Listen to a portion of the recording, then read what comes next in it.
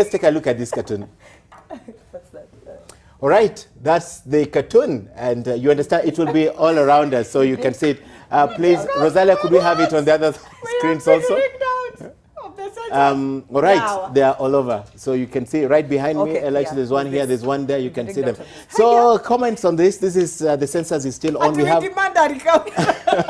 a few days to the end of census, but you know this is how it will play out at the end of it. Oh yes. In November, when the preliminary report comes out, this is how it will play out. Yes. Next year, August, when the final report comes out, this is how it will play out. So let's begin with I think for me, the way to fight this, and I said it somewhere in the morning, this issue of preliminary report, I don't like it.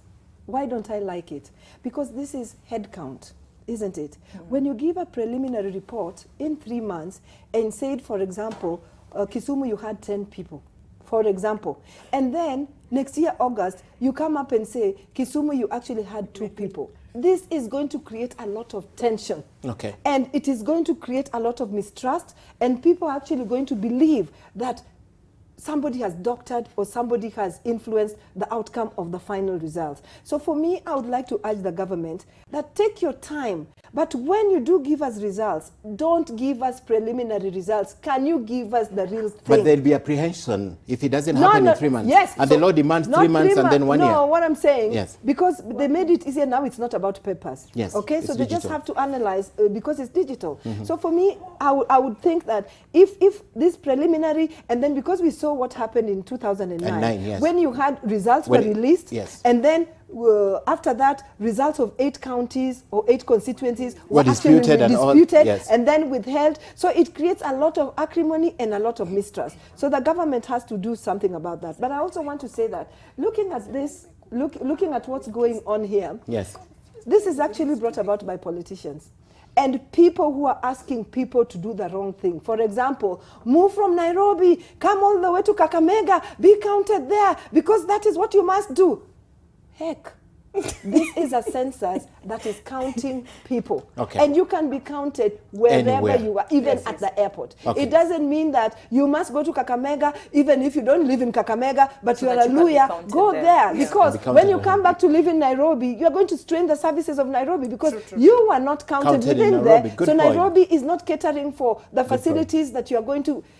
So this is actually created by the politicians. Okay. To be honest, my view has been ever since the census started that this seems to be a political headcount exercise where we want to know which tribe has which numbers, where are the numbers concentrated, so that we can now allocate resources for our campaigns. We know where to concentrate during our campaigns. That is my general view. But the Constitution says every 10 years we have an census. Yes, the Constitution says that every 10 years we need to have a census. And remember, right now we had how many years to election? About 2.5 years before the elections. Let's not lie to each other. This is a political head count to know where are the votes so that we can concentrate our efforts there. Because I say that the intended purpose of census is to enable for planning and resource allocation. Yes. However, when you look at the kind of questions they ask you, you wonder what kind of planning, what kind of decisions are going to be made out of this kind of information. Have you been counted because today. The questions I was counted today. The questions are okay. I was counted today, and I was being asked, you know,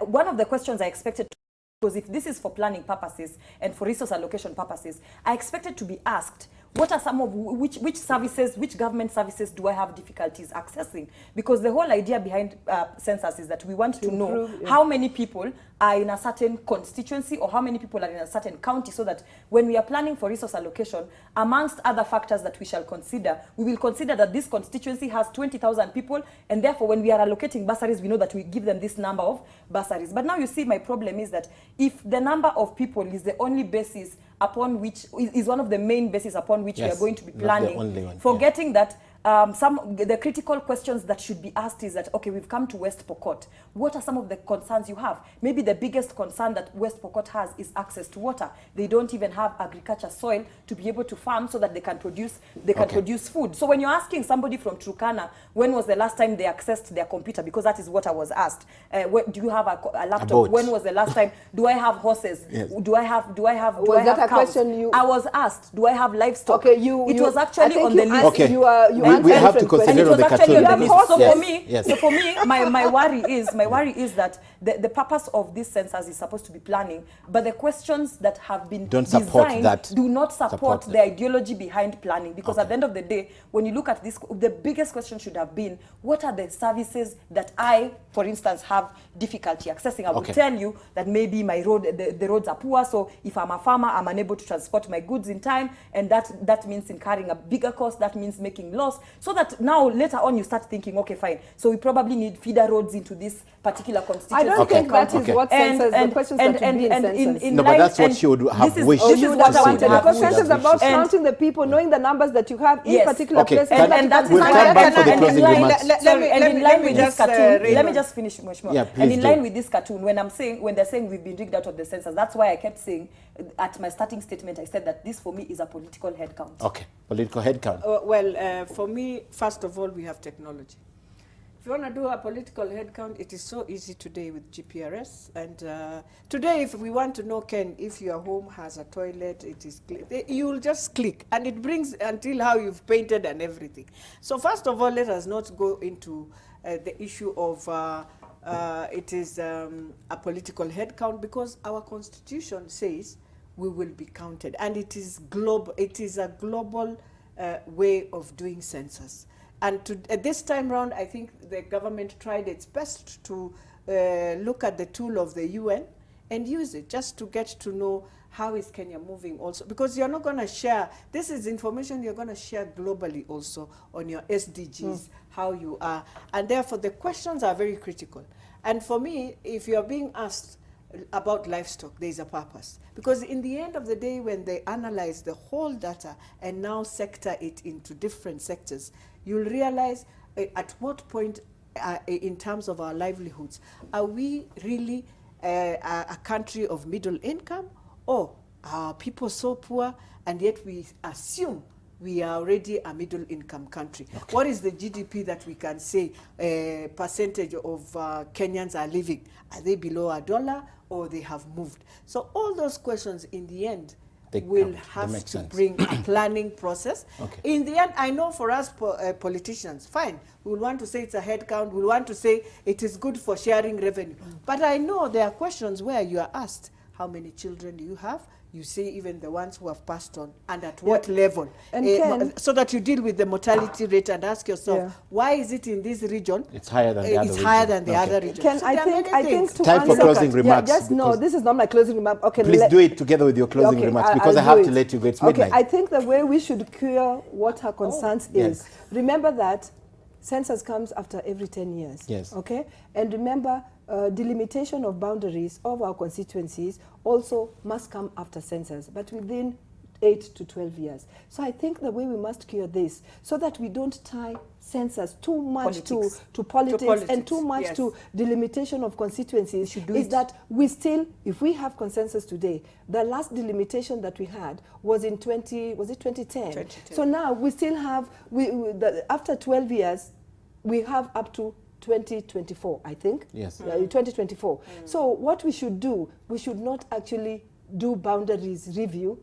next year or before this election of 2022, and do it probably 6 months after the next election.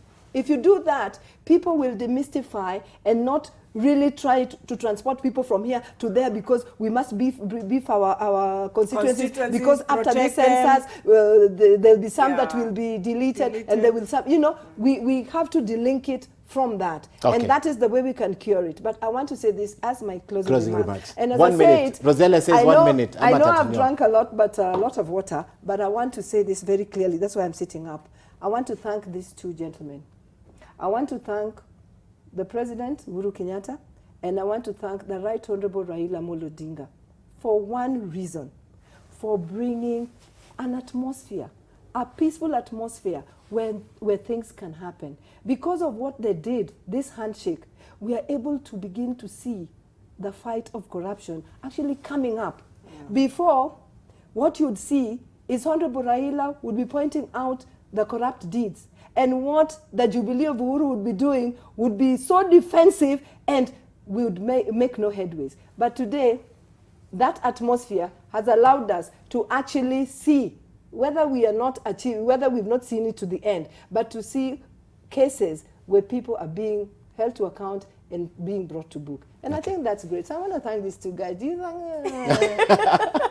1 minute, Ruth. Yes. 1 minute. I think for me, the greatest concern for me is that the issues affecting women, children, and persons with disability are issues that will forever continue coming up on the center stage if we don't have effective leadership to push and champion for the same. So mine would be to urge women leaders, current women leaders, to be able to take it upon themselves that beyond political formations, beyond trending political energies, like right now what is currently trending is the handshake, beyond political alignments, because we have seen in the past how our politics plays. 1 minute there is a handshake. I'm not trying to prophesy doom of a handshake, but I'm just saying we've seen how politics has played in the past. 1 minute we are together, we are unified. When the road hits the rubber, or is it the road? I don't know. The rubber hits the nail. Whichever it is. The nail hits the road. Yes, when one of those things happen, whichever the first that The shall rubber happen, hits the road. when the rubber hits the road, and then these political formations